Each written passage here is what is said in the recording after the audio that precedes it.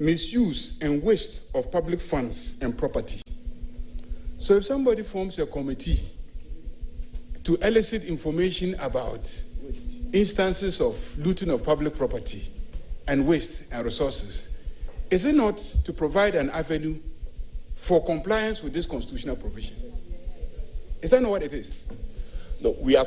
And how different is this campaign from the campaign that took place recently? See something, say something. If you see looting, say it. If you see stealing, say it.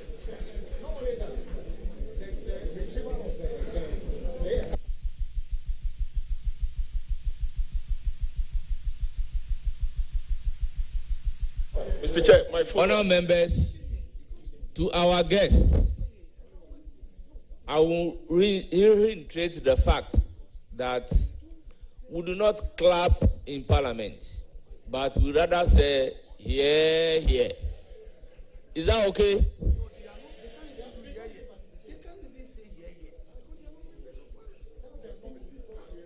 Honourable Ayerga, you are even not supposed to react. So, observe the proceedings in silence. Honourable Ayerga, we are grateful for the point of information. Okay, Mr. You want to ask a follow-up question? Before my last main question. You are permitted to ask the follow-up question. Mr. Chair, it is very interesting to note that notwithstanding Article 41F, the Criminal Offences and Procedure Act, Act 30, provided or has made provision for investigations, arrest, and prosecution of criminal offences, and it still doesn't include oral or private individuals acting. But my follow-up is this. My follow-up is this.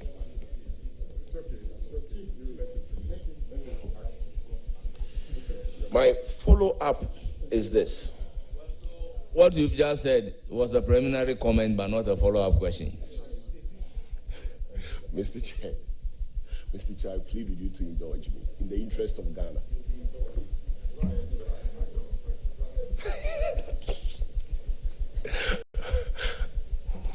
Roxanne, you promised to protect. Please go ahead with your last question. Okay.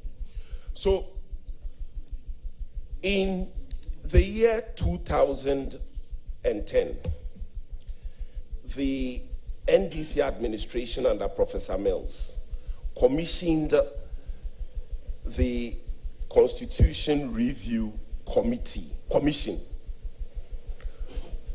that presented its report in the year 2012, for which a white paper was issued in June 2012. Hope you remember. Good. Now, you spoke extensively seeking to justify tribunals, the establishment of tribunals. At page 21 of the report of the Commission of Inquiry, of the white paper on the report of the Constitution Review Commission, at page 21, the white paper stated as follows: maintenance of regional tribunal in court structure. Government accepts the recommendation that regional tribunal be abolished and matters handled by them incorporated into the regular court schedule. Government, however, holds the view that the chairman of the regional tribunal, if any, should be absorbed into the judiciary as high court judges. This is by an NDC government. The question is that when you had previously accepted the Commission's report to abolish the Commission of Inquiry, to abolish tribunals, and now you say you are bringing it back, is it not double speaking? Especially when you have also failed to provide before us what the High Court is not doing that you want to correct with the tribunal. Is it not double speaking without any justification?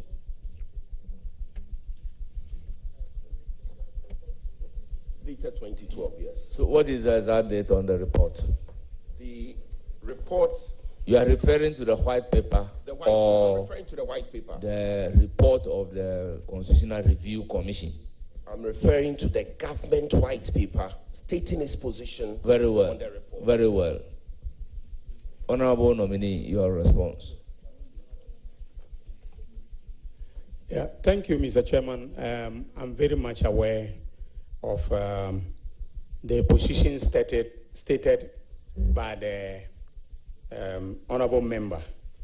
I was very intimately involved in the work of the Fiajo Constitutional Review Commission, which was headed by my own good friend and former colleague, whose secretary was my own good friend and former colleague, the current dean of the University of Ghana Law School, Professor Raymond Atuguba. I am also keenly aware of the fact that the government white paper accepted to abolish the recommendation of the commission to abolish the regional tribunals.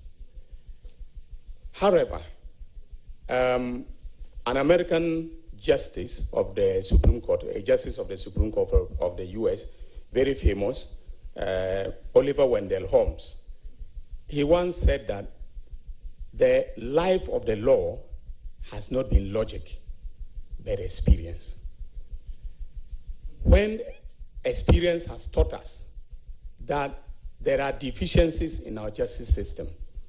In fact, when the honorable nominee was talking about the honorable member, I'm sorry, I have been here since 9:30, you have to forgive me. When the honorable member was talking about delays, he's a legal practitioner and he knows that the traditional court system is also plagued with a lot of delays. You also know that sometimes they disregard the fundamental human rights of citizens. During the tenure of your own government, Afoko, Gregory,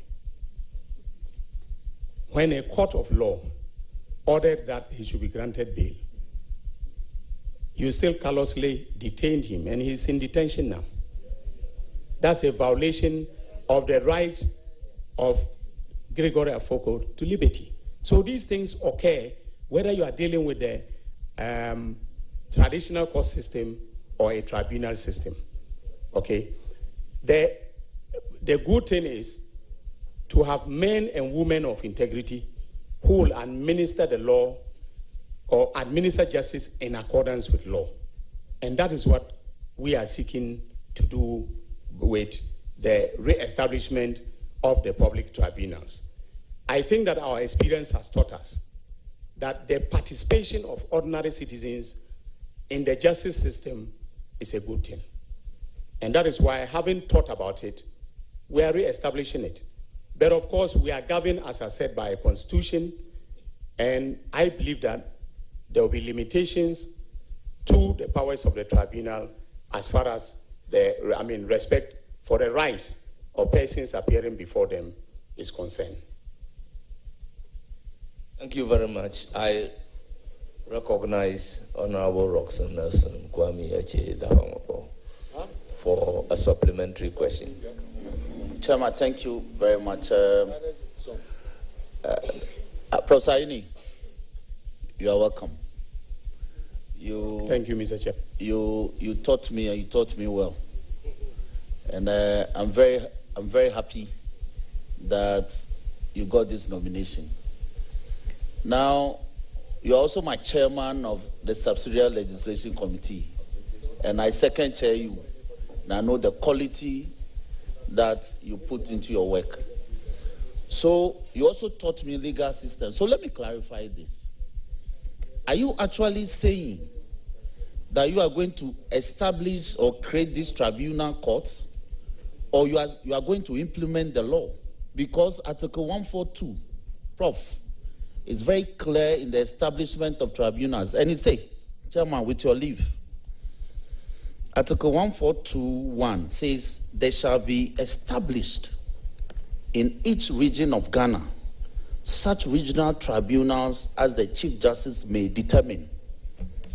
Now, the Courts Act, 1993, variously amended in 202 and 203, actually imported Article 142 into the Courts Act and actually added more in terms of the creation of the regional tribunals.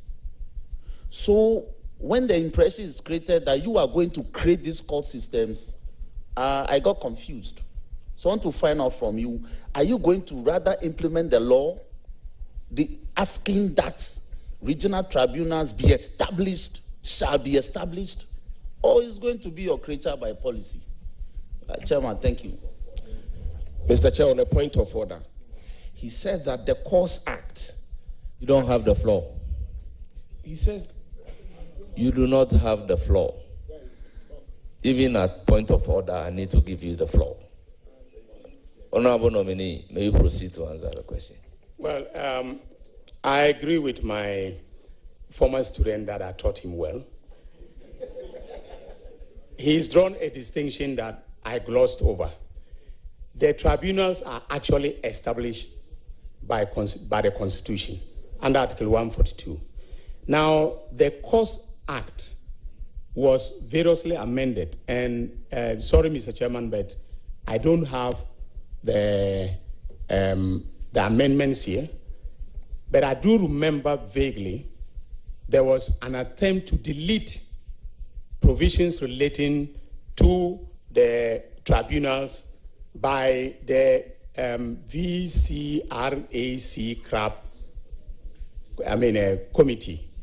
So if you take the compendium, the green compendium, I think that was where it was done. And the idea was to take them out, in terms of the statutory implementation.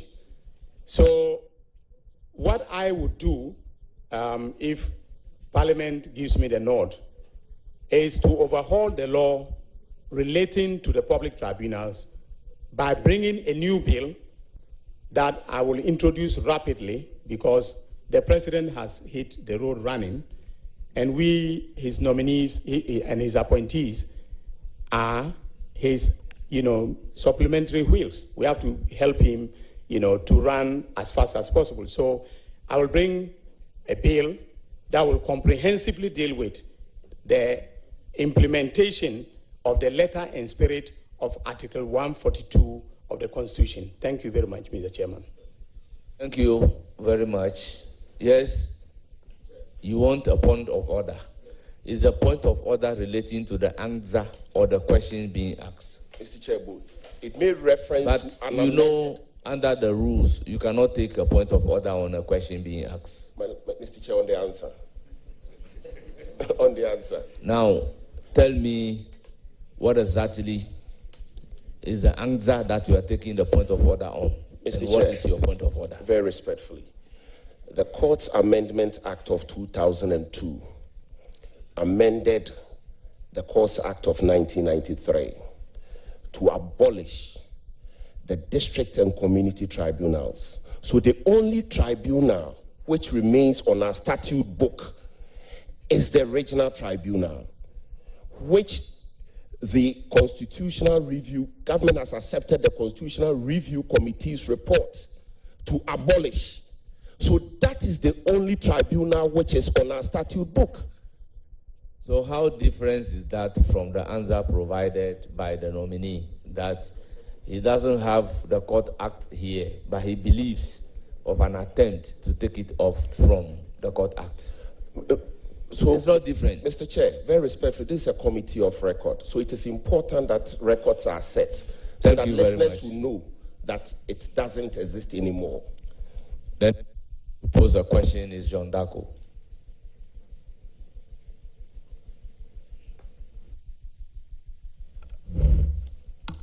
Thank you, Mr. Chairman. Honorable nominee, I'm sure you are aware of a company called Cassius Mining. That company obtained a grant of prospecting license from the Minister for Lands and Natural Resources sometime in 2016. Actually, 14 days after the Mahama administration had lost power. The company at the time did not comply with the prospecting license, and they had made an application for renewal of the prospecting license.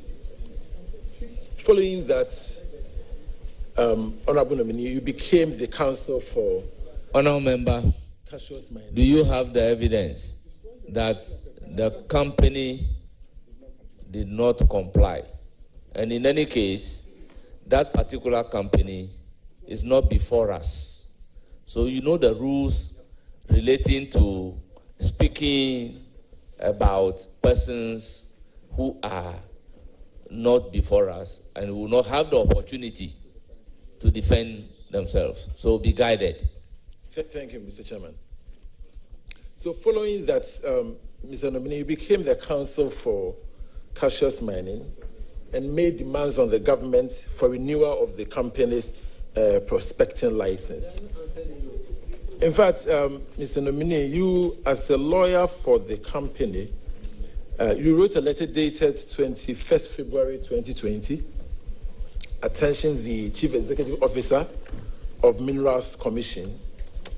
You stated variously, but in particular, clause 4 of your letter to the Chief Executive of Minerals Commission, you stated that the fact that the two shareholders of the company prior convictions cannot vitiate the license, it is not a relevant consideration. You stated, Mr. Nominee, that it is spurious and disingenuous for you to suggest that the minister can, on this basis, refuse to grant the license renewal. But even if we were so, damages will still flow and the government of Ghana will remain liable.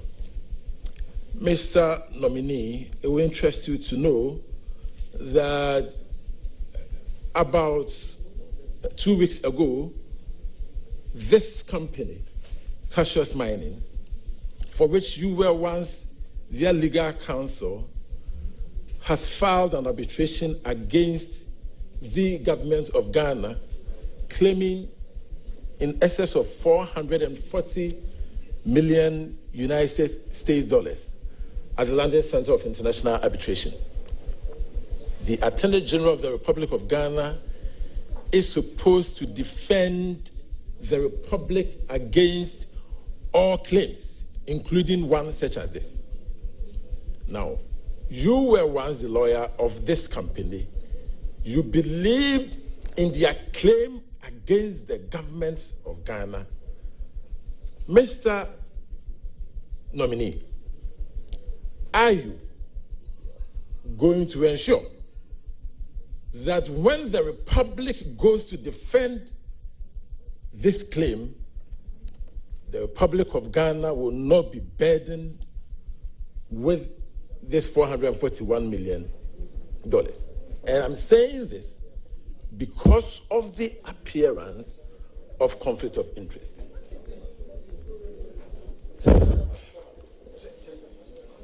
I recognize Honorable Kwame Abuja. Leader, the procedures here will all encourage our first-timers to participate fully in this.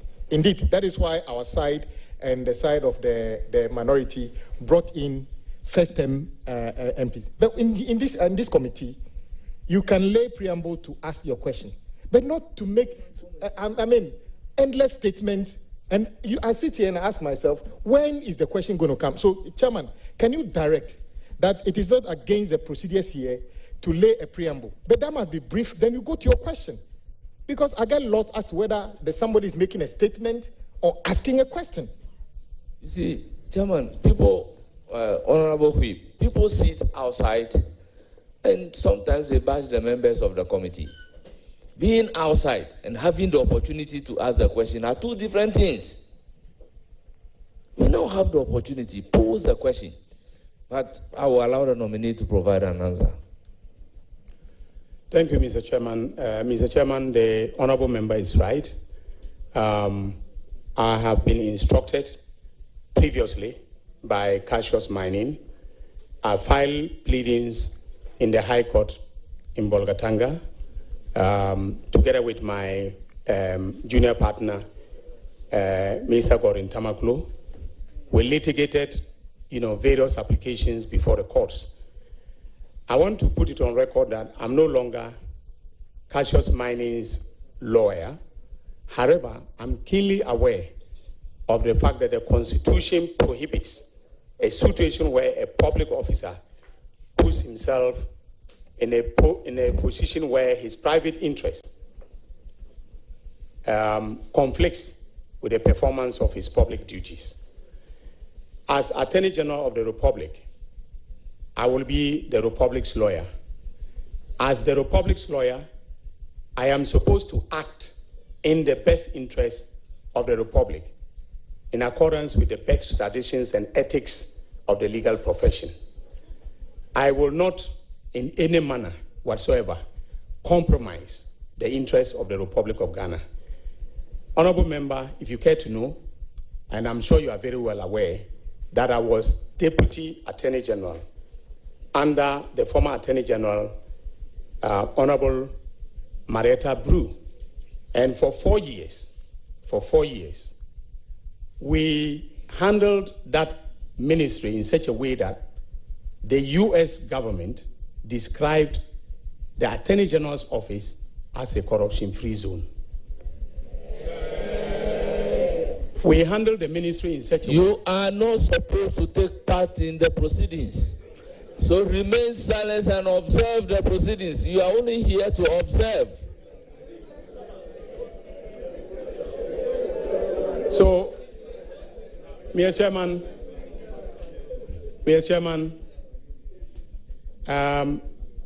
when we were in office, you can go back and check the records. There was no single incident, except the Wyoming matter that came before we assumed office.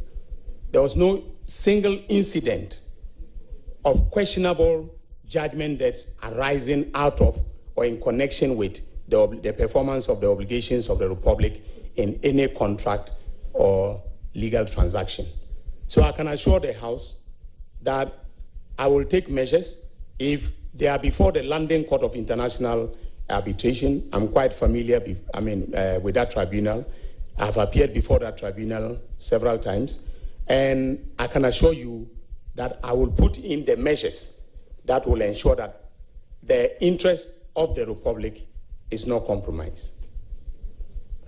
Thank you very much. To follow up, Mr. Chairman, with respect. Yes, go ahead. Mr. Nominee, do you believe in the propriety of their case against the Republic?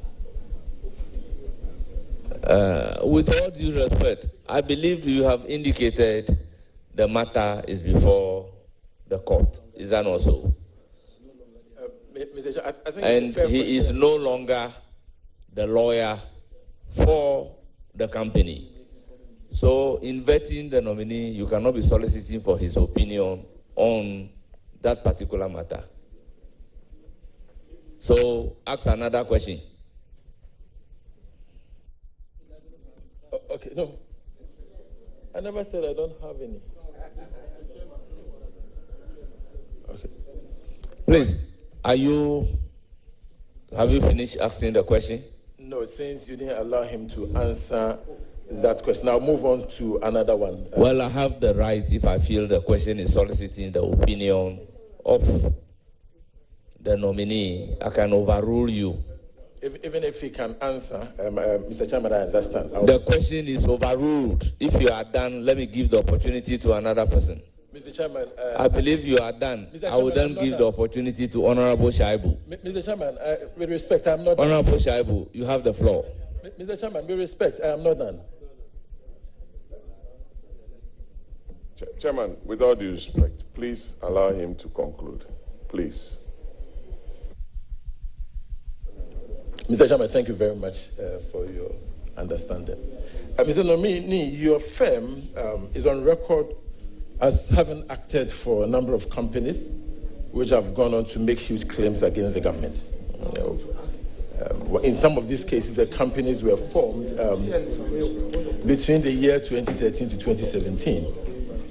Your firm was the law firm which acted as lawyers for the firm, for the firm. At the same time, you were the Deputy Attorney General. After you left office, the companies proceeded to go on international arbitration against the Republic, claiming millions of dollars. We have an example in GPGC, which was the claimant in the Trafigura arbitration case. Mr. Nominee, your law firm's address, Ayeni Feli & Co., is Honorable John Dako. The nominee told the whole world that he is mindful of the conflict of interest situation. When he was a Deputy Attorney General, nothing of that nature happened. He's now before us to be vetted for the position of the substantive Attorney General. Why do you keep on asking questions relating to his law firm? Mr. Chairman, I think it's very important. The honorable nominee, which I know very well, is going to be the chief enforcer of our laws. And so, Mr. Chairman, and he's capable, I know him, very capable of answering any question posed to him. It is not the capability. Mr. Chairman. It's not the capability of answering the question, but we need to be guided by the rules. You know, the law firm Ayine and Associates is different from Honorable Dr. Akuditinga Ayine. Yes. Yes. So it doesn't mean that he cannot answer. When there is a semblance of conflict of interest, I think that it will be in his own interest to answer that question, to clear the minds of all of us. Honourable members, do you have any further question? Mr. Chairman. I ask the nominee not to answer such a question. I will now give the floor. Mr. Chairman, I think you have been unfair to me. Yes, Mr. Chairman, if you believe that, for instance, this question... Did you say I'm being unfair to you? Yes, Mr. Chairman, with respect. Why do you say so? Because, Mr. Chairman, you are not allowing me to ask the questions I'm supposed to ask. But I have the right to overrule you. We are guided by rules. And the people need but we are guided by rules. The people must hear. Are you aware we are guided by rules? Yes, Mr. Chairman, but I don't you cannot even ask incriminating questions. I don't think at this point I have violated any rules of this House. Mr. Chairman, I haven't... Why lies the question of conflict of interest when the nominee has already provided the answer? Mr. Chairman. Honorable John Dako, you are out of order. I give the floor to Ahmed Shaibu. Order, Chairman. I give the floor to Honorable Ahmed Shaibu. Chairman, order. Chairman, I want to intervene. We have Ahmed Shaibu and Muhammad Shaibu. Chairman.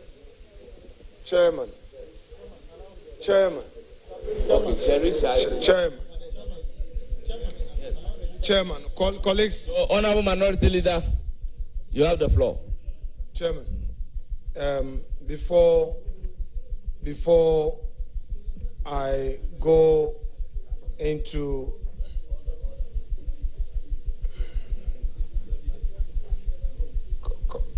colleagues, please, let's resolve matter. Chairman, I am making this point. If you check our rules book, you have the chairman of the committee and you have the vice chair. And you have the ranking and you have deputy ranking. In principle, what our standing orders is trying to say is that there is a presumption of a co-chairing of this exercise. To allow, otherwise, if you will never, you would always want to have your say, but you don't want others to speak. That is your problem, NDC. That is your problem. Yes, we don't judge. Okay, if that is what you want to do, you're right, no problem. You will listen to me. Chairman, you can't say out of, you can say, you've said that to my members. If you now want to extend it to mean that I'm out of order and order, let's Chairman, have if there's can the standing vice chair orders, can the vice chair leave? if the standing orders has Can I finish? Can I finish? Can I finish, my respected vice chair? Can I finish?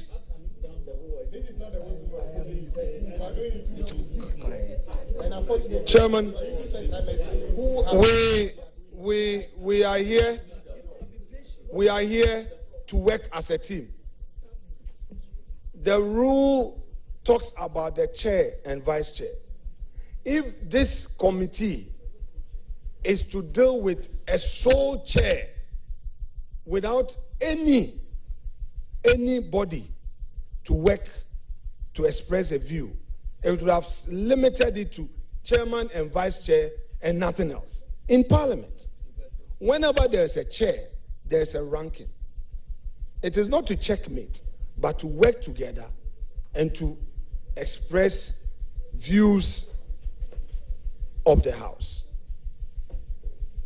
When we try to put issues across, we have some of your senior colleagues who reach out quietly to say, oh, please, you are going too much. We listen to them. We want to work together. But Chairman, with the greatest respect, I have observed consistently the way you go at my members, especially the young ones, the new ones. It's not the right way. I've been quiet, watching, and I will just be pinching you, the chairman. Please, you take it easy. Take it easy. But the way it is going, I think it is not too right. To the extent that, as your co-chair, and I want to state this on record, well, the standing, don't worry. If you give it a purposive interpretation, it will lead you to that conclusion. Please, let's understand each other. This vetting should have taken place tomorrow, all three of them. We mean well, and I want to state that on record. We mean well as a minority. We cooperated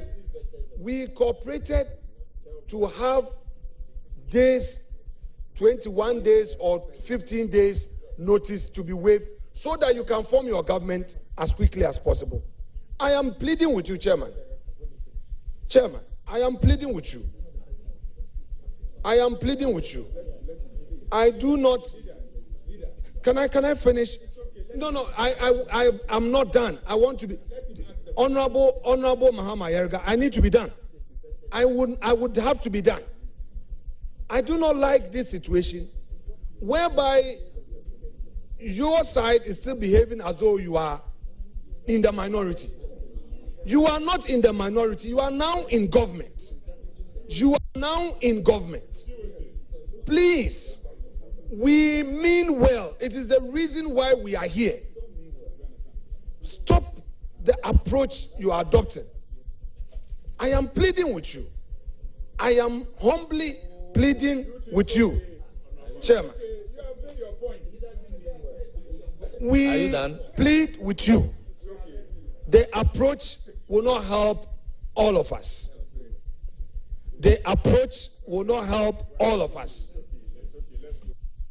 You see, honorable members, I will give the floor to... Chairman, he did not finish. Please. No. Chairman. Chairman. No, he didn't finish. He had called somebody. Chairman, all my plea is... Chairman, I beg you, allow him. Chairman, please.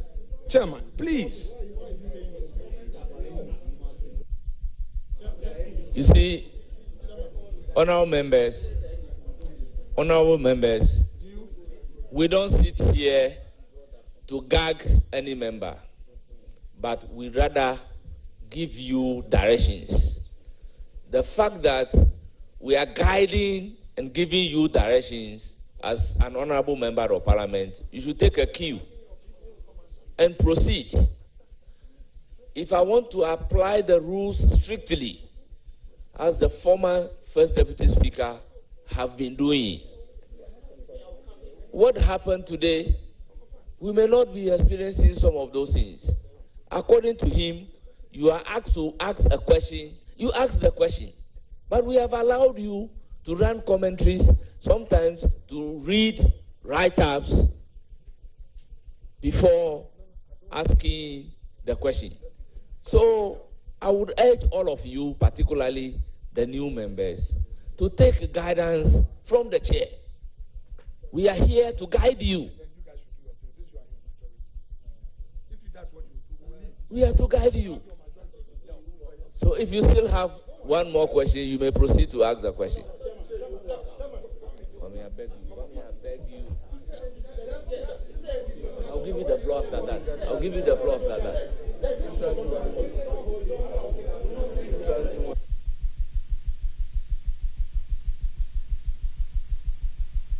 Oh, hold on with your question. Let me give the floor to Honorable Kwame Agboja. Chairman, you see, nothing happening today. Please, let's have order. Order.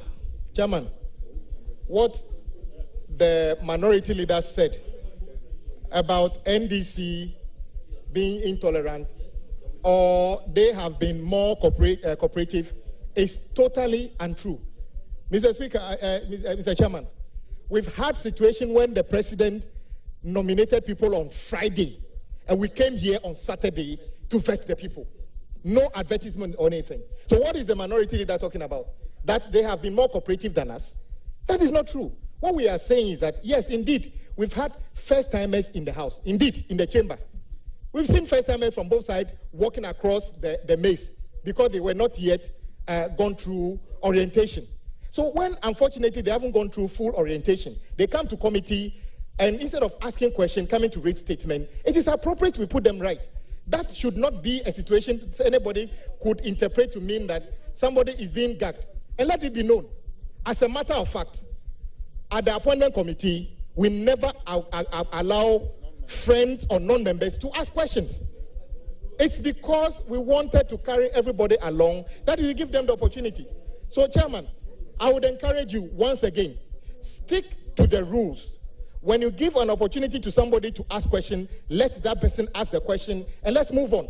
This endless rhetoric of trying to quote things and never relate it will not help anybody. Mr. Speaker, Mr. Chairman, let's make progress, but let everybody who gets opportunity ask the question and let answer the question. Chairman, I also noticed, anyway, you go on. Thank you very much, Honorable Naomomo Latte. Thank you, Mr. Speaker, Mr. Chairman, for indulging me. I am very much concerned about what is happening here.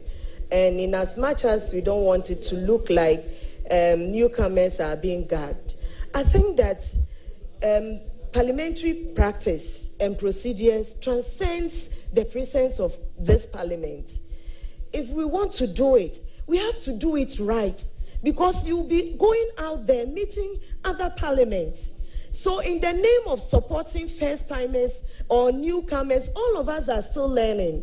But if we refuse to learn the right way, we will go out there and embarrass not just ourselves, but the Parliament of Ghana. So I'll plead with us, in as much as we want everybody to have the freedom to express himself or herself, let us do it within the laws, so that when we go out there, we'll have the confidence to operate.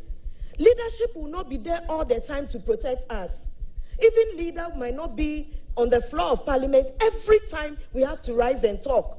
So if we don't learn it the right way, we are the ones who are going to suffer. So I'll plead with you, let's do it the right way. Thank you. Thank you. Thank you very much. We've been patient the whole day. Sometimes you get up and put on the microphone without being given the floor. We've been tolerant. It doesn't happen anywhere that you get up and then you put on the microphone. Somebody is asking a question. Then you said you are on a point of order. How do you take point of order on a question being asked?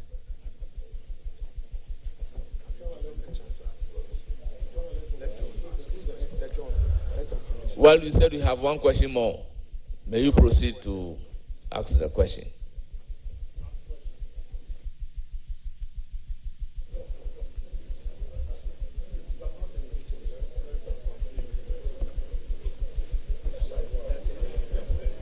Mr. Chairman, thank you very much. I want to believe that everything is being done from a good place. Can you proceed with your question? Can you proceed with your question? Yes, leader, thank you. So, honorable nominee, my question is, have you filed your asset declaration? He's asking whether you have filed for asset declaration.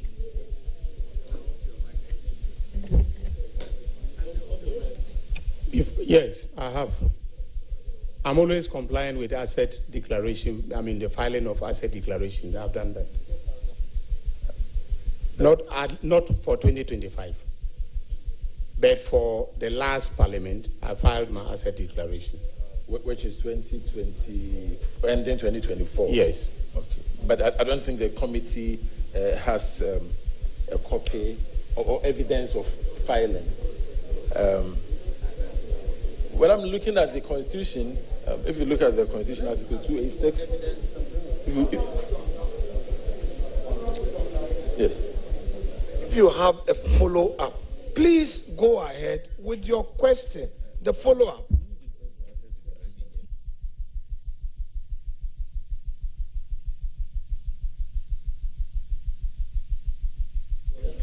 Before you come in to ask the question, I want us to be guided by the constitutional imperative in Article 78, which states that for you to qualify as a minister, you must qualify to be a member of parliament.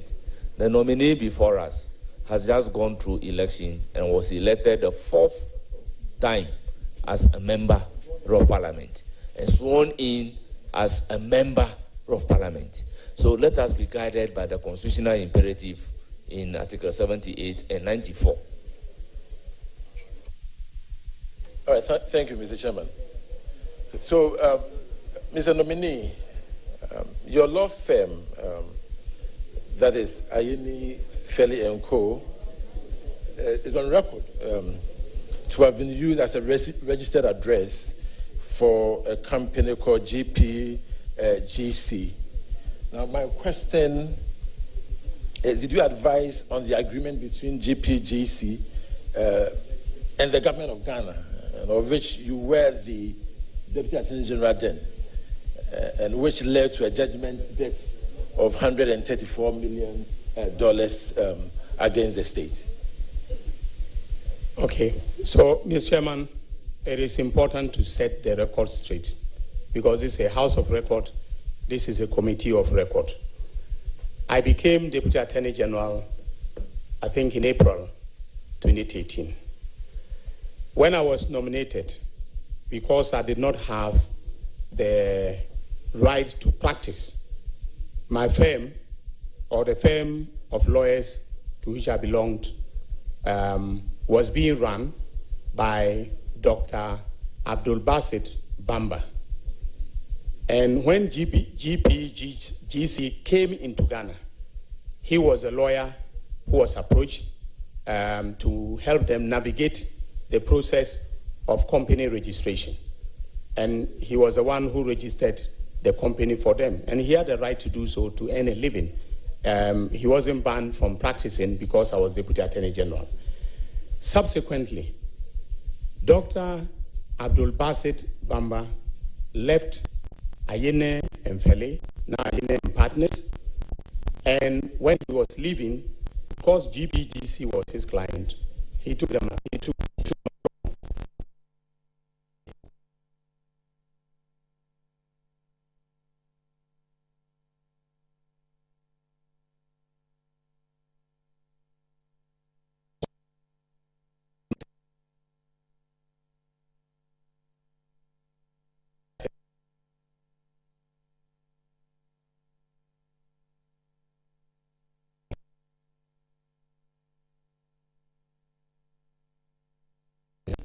And one of the things, the subjects that I taught, and I'm sure you took my natural resources law, was the natural resources law, the petroleum and energy aspects, of any transaction that came to the department. Yes, so I issued a legal opinion on GPGC, all right, which was because the PPAs are standard, the provisions are standard. You can take any normal PPA, the variations are not many. So I issued a legal opinion for them. I mean, I signed it for and on behalf of the Attorney General. So technically speaking, it was Honorable Maretepri's opinion, not mine. But whatever the case, when the dispute started because of the actions and omissions of your government, I was no longer in office, and I never acted as a private legal practitioner in any of the disputes. Mr. Chairman, that's all I can say for now. I believe you have exhausted your questions. It is now the turn of thank you. Jerry Ahmed Shaibu.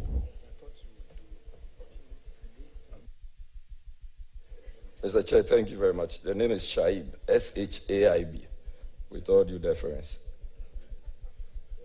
Dr. Ine, congratulations. Thank you. Doc, in 2021, during the hearing of the election petition, you were cited by the Supreme Court of Ghana for scandalizing the court. The matter was referred to the General Legal Counsel. The matter is still pending. My view and my question is that, are you, with all due deference, not in the position to have the matter resolved before you take up this high office of Attorney General and Minister of Justice? Thank you.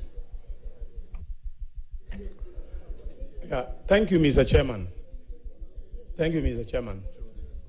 Honourable member, before you come in, the matter is pending quasi-judicial decision. I believe we have a lot of members of parliament who have been sworn in with the matter pending judicial decision. To what extent does a member's involvement in a pending lawsuit disqualify him from being a member of parliament, let alone a disciplinary proceedings against a member? So, with all due respect, we need to be fair to all manner of people, and we ask very fair questions to the nominees. So, ask another question with all due respect. Mr. Chair, thank you very much. I'm not too sure if I can respond to your question before going to the other question. See, that is why I've indicated that the practice in the House is that you are guided by the chair. You are guided by the speaker. So you take the guidance and proceed accordingly to ask another question. Very well, Mr. Chair. I take a cue. Dr. Ine, during the Mills Mahama government, in which you served as the Deputy Attorney General, the state lost a number of international arbitration cases and local ones as well. And to a larger extent, some amounts of monies involved were quite humongous. My question is that, how do we prevent the recurrence of such situations? And the case that comes to mind is the Balkan case. Thank you. Thank you very much for your question. Nominee, your answer, please. Yeah, Mr. Chairman, there is never a perfect government. And so sometimes public officers act in a manner that incurs liability for the Republic. But as I said, when we were in office, we did very well in trying to prevent such situations. The Balkan situation arose before I took office as Deputy Attorney General. And in fact, by the time I was Deputy Attorney General, the arbitration was at an advanced stage. In fact, I think they were awaiting the award, and the award came down in favor of Balkan. I think it was about $12.5 million or something to that effect. $13 million in favor of Balkan.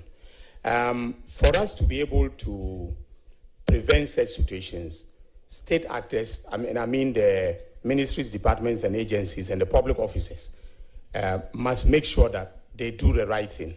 So, for instance, one of the things that I want to emphasize, which we started briefly before we left office, was for us to conduct legal due diligence, of all companies that are seeking to do business with the government, especially where the stakes financially are very high.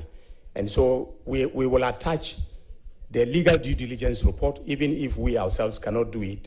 We'll get private law firms to conduct the legal due diligence so that we do the right thing by the law. Mr. Chairman, I think we're all in this country when a certain huge transaction came before Parliament, and then when the company was being traced to London, we realized it was a hairdressing salon, CNTC, and it was not President Mills who was in power. It was not His Excellency John Dramani Mahama who was in power.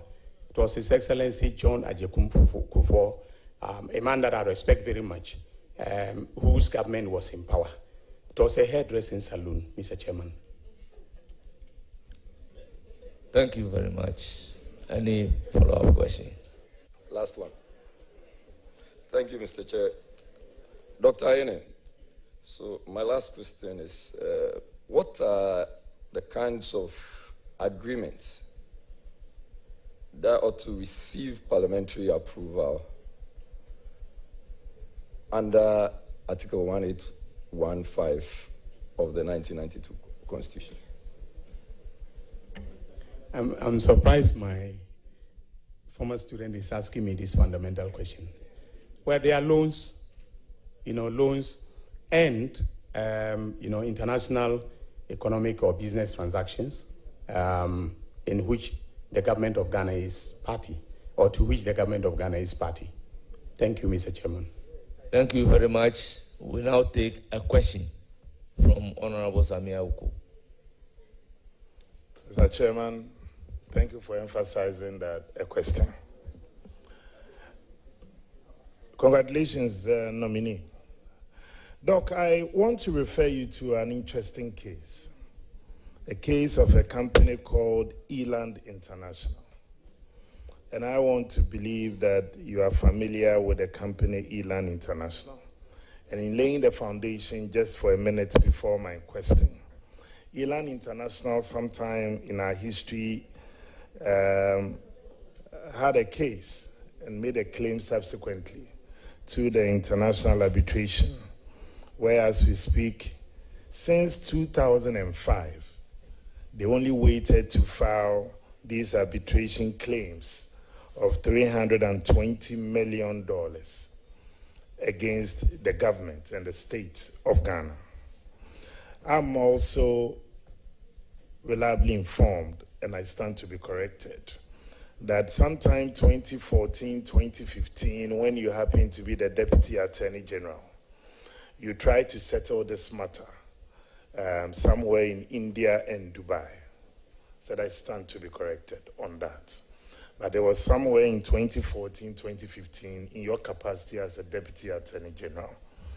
Now that they have filed these claims of $320 million, and being a company that you are familiar with in terms of the history of this case, what assurances can you give the people of Ghana, and for me, my constituents in Akuapem North, that our incoming principal legal advisor to government will be fair in handling this matter so we do not lose revenue? And I'm asking this because, respectfully, if you will just observe, many of the questions hovers around judgment debt. And I'm not taking a partisan position on this matter. And it's because the state, over several decades, we have lost significant revenue through some of these claims, whether under government A or government B. So it's become an industry for some people, an element that some operate across these political parties. And also lastly, for the record, it's not just Woyome case that preceded you, but also under the same Mills Mahama government, you had Isofoton and the rest as well, just as a matter of record. Thank you.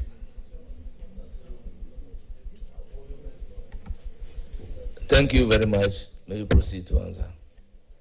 Thank you, Mr. Chairman. I want to put it on record that I have never served as counsel for Elan. Yes, I was involved in two aspects. One was the case, the famous promissory note case that was brought by Standard Bank Offshore Trust against NIB. And then I served as the lawyer for NIB. As the first defendant, Elan was the second defendant, but had a completely separate legal representation. So I've never served as their lawyer, so I'm not conflicted in any way. I also want to put it on record that I am not aware of this arbitration that you have referred to. And Mr. Chairman, I believe we are a committee of parliament, but there are certain rules and practices and conventions of the legal profession that we need to abide by very, very carefully. When a matter is pending before arbitration, you are not even supposed to discuss it. That's what is the position. Even when an award has been granted, especially when it is before bodies like the London Court of International Arbitration, the International, the Permanent Court of Arbitration, etc., you are not supposed, to discuss them. But as Attorney General, I will take all the steps that are necessary, as I said, to protect the interests of the Republic. Because once I'm sworn in, the Republic is my is the only client that I have. And I must act in the best interest of the client in accordance with the ethics of the profession. So I'll do everything in my power to ensure that we defend vigorously the interests of the Republic in this arbitration that you are referring to. Thank you very much for your answer. I will allow you one follow-up question, if any. Thank you very much, Mr. Chair, and thank you for your generosity this evening. Mr. Chairman, I think it will also be hugely unfair for the Parliament of Ghana to be precluded from discussing a matter because it's also pending before the arbitration, because it has significant bearing on our finances. And as we all know, we are not in normal times as far as revenue is concerned. The matter that I raised was to draw your attention. Once you are not aware that they have filed an arbitration claim of $320 million, I'm only informing you in advance, so that God willing, when you are gifted with that opportunity, it should be one of the issues before you. Because once they have made that claim, it is clear that they are taking steps to extract that from our very dry pocket as well. Thank you. Is that matter still pending? Yes. Because in fact, they have filed a claim in November, and that's why I'm informing the incoming Attorney General about it. Well, be guided of the fact that we cannot be commenting on the matters of judice. I take you from the Chairman. Thank you very much. Is done the last question. No, it was not really a question. You are just seeking the indulgence of the nominee. Is that not so? Exactly. Then I came in to say that, is that matter pending a judicial decision? We cannot be seen to be commenting on the matter sub judice, and you take a cue from it. Is that not so? So I am most grateful for you taking a cue from it. It's now the turn of Honorable Patrick Yao Buama.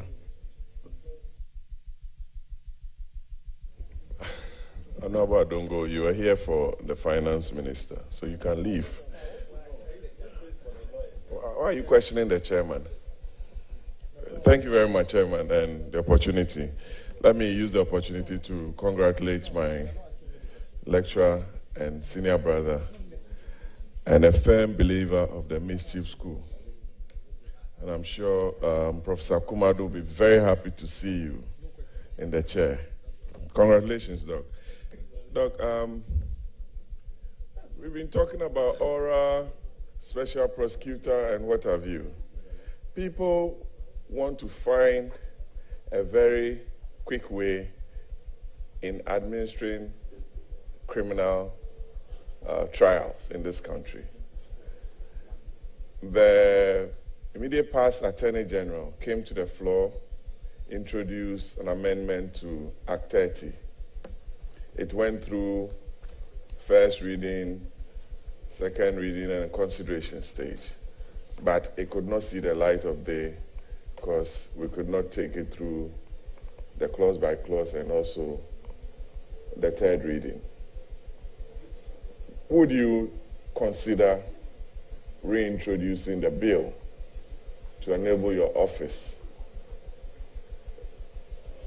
take the necessary steps in the reforms proposed therein in our criminal justice system? Thank you very much.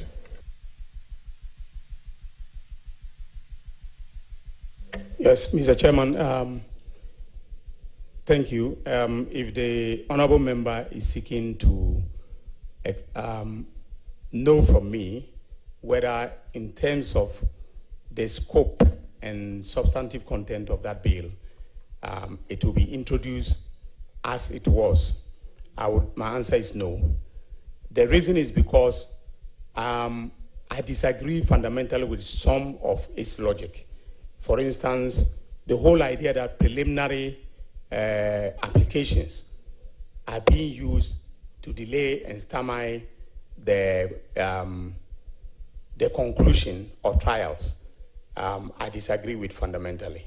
I think that lawyers should be allowed, if there are technical issues that judges have overlooked, they should bring applications, as many applications as they can.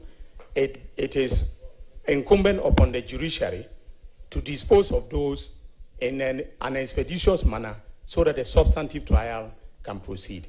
To bring statute, to basically try to constrain lawyers, from filing preliminary applications. Some of them are, fundamental in terms of seeking to do right by the law and procedure under Act 29 and Act 30. So I disagree fundamentally with it. I will take a critical look at it. I took part in the consideration, but I had fundamental issues with it. I'll take a look at it and see if it should be ever tabled at all, or that the status quo ante remains. Thank you very much. Your submission is in tandem with the views of the Constitutional Legal Committee at the material moment. Why should we be in a hurry to convict people? I think anybody accused should be given all the opportunities to defend himself. Yeah, Chairman, you and Honorable Ayimedu were very key on this bill. Let me go ahead and ask my question. I'm very satisfied with this answer. Honorable nominee, your office, your former office, and I believe, God willing, this House will approve your nomination to be AG, used the staff and the resources available at the AG's department to fight some arbitration cases. They did not hire any external or foreign counsel to assist their office, and they were successful in most of the cases. I'm sure you're aware of it. The ADR Center has been activated and set up in accordance with law, for which I believe that the forum for some of these arbitration proceedings ought to be Ghana, to save cost and to use the capacity. You are going to occupy the biggest chamber in the country. Are you going to assure the country that you will not expend so much money in the hiring of foreign counsel and you situate arbitration within the confines of the country so that lawyers and practitioners and the big staff that you have at the AG's department will have access to the ADR Center and practice their profession. Thank you. I will otherwise term your question, the bar must prosper. Honorable nominee, you may proceed to answer the question. Okay. Thank you very much. The use of in-house expertise is not new, but sometimes it may be the case that certain matters are specialized areas. There's no in-house expertise, to handle them. And sometimes they are also complex. And if the jurisdiction is not Ghana, and you're not familiar with the law and practice of the seat of the arbitration, you have to be careful that you take, you have to be careful in not disregarding any advice to bring in lawyers from that jurisdiction in order to be able to conduct the case very well. So yes, I will consider the use of in-house expertise, but it's not exactly true that they use in-house lawyers throughout. The Attorney General kept saying that, but during the transition, we had evidence that they consistently paid foreign lawyers millions of dollars to do cases for this republic.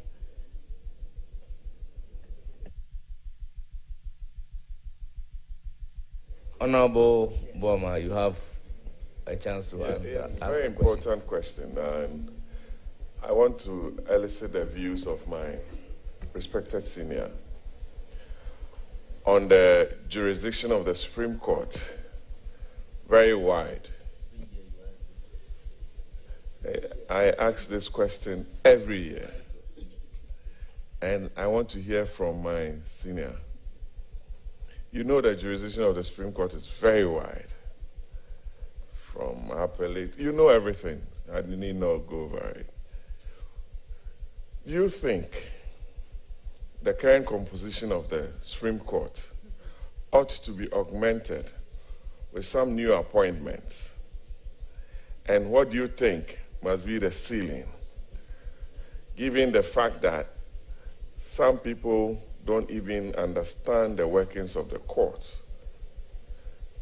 And do you think they have the capacity, as we sit here now, to adjudicate on all the matters pending before them, from chieftaincy to appellate to whatever, a lot of them, about 7 of the jurisdiction? No, Obama, if you said some people, who are those people? Not every person understands that the Supreme Court handles a lot of matters, apart from what they perceive to be only political or constitutional matters. Some may be appellate matters. They have jurisdiction over chieftaincy matters originating from the House of Chiefs or the judicial councils, judicial review matters, and what have you, invoking the original jurisdiction of the court under Article 130. A lot more, about 7 or so.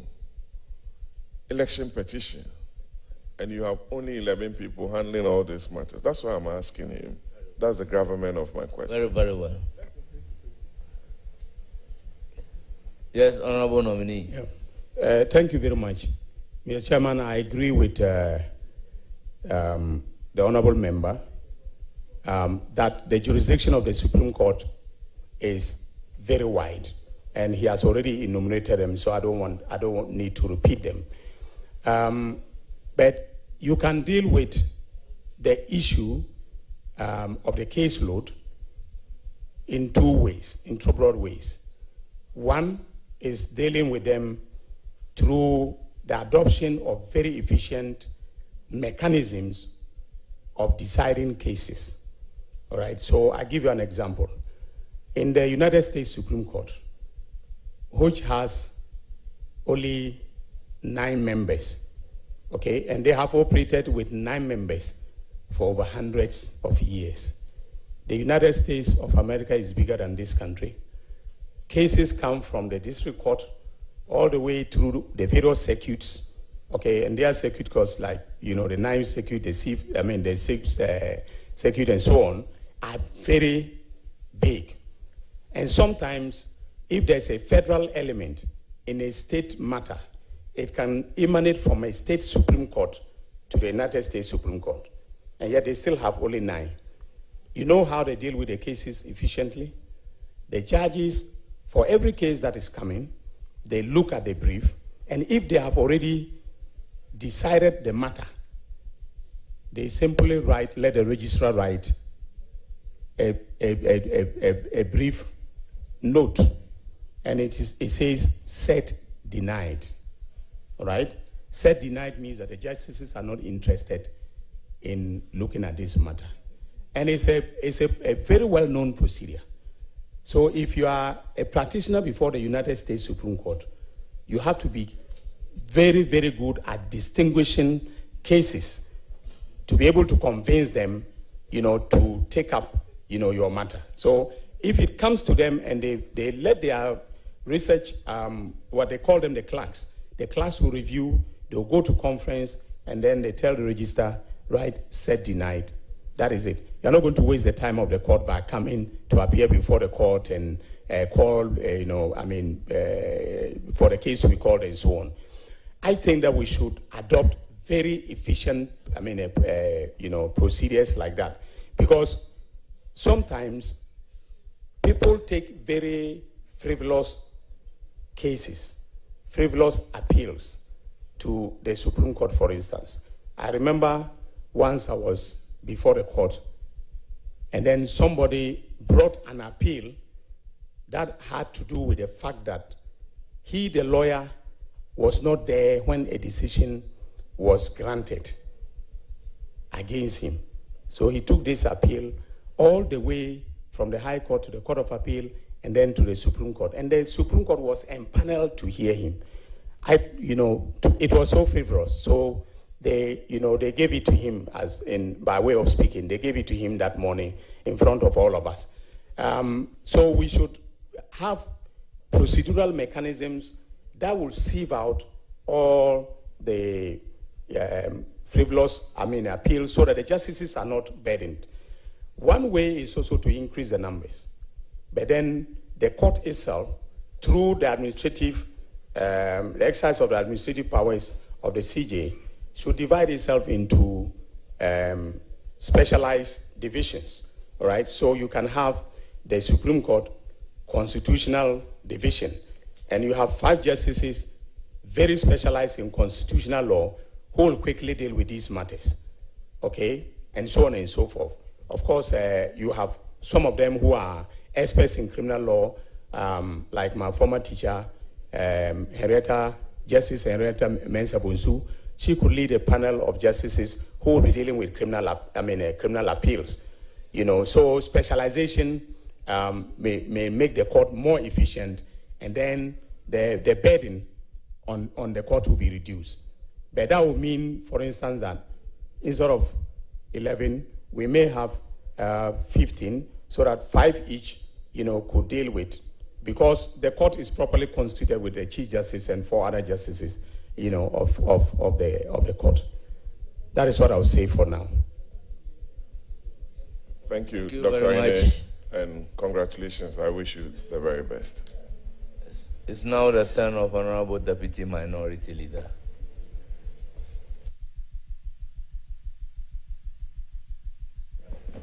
Thank you very much, Mr. Chair. I would like to congratulate the nominee.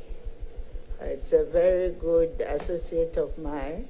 We've been to several programs together, and I've listened to him, to his lectures, and I must say that I don't even have the locus to be asking any question, but something is very dear to my heart, and which I must pursue. I remember in the previous Mills Mahama NDC administration, in which you served as a Deputy Attorney General, the state lost a number of international arbitrations and local cases at huge cost of the state. An example is the Balkan arbitration, in which about 13.5 million was awarded against the state. My only question is, how are you going to avoid the occurrences of these situations? Thank you. Honorable nominee. Yeah, thank you very much. Mr. Chairman, I have previously answered this question, but I think I would indulge and then say maybe as closely as possible to the answer that I gave, which is that, we will do our best in the department to ensure that we negotiate well as far as the agreements are concerned. We do not take steps to abrogate when we know that the state will incur liability. We make sure that public officers, who are involved in these transactions, do right by the law. So when we act right, we will win at the arbitration. It is the arbitrary termination or wrongful terminations, sometimes because the public officer that is engaged, in that conduct, that is a public officer issuing the letter of termination, does not or is not mindful of the financial liability that will accrue to the Republic as a result of his or her conduct. I think that we should begin to also punish, such people when they, misconduct themselves. That is all that I'll say for now. So when they know the legal consequences will be adverse, they will be careful not to arbitrarily terminate and then bring about judgment debt. Thank you very much. Any further questions? Yes, thank you very much. What would you do in your capacity as a Attorney General to continue the tradition of a zealous defense of the state's interest in international arbitrations? What specifically will you do? Yeah. Thank you. Any answer to the question?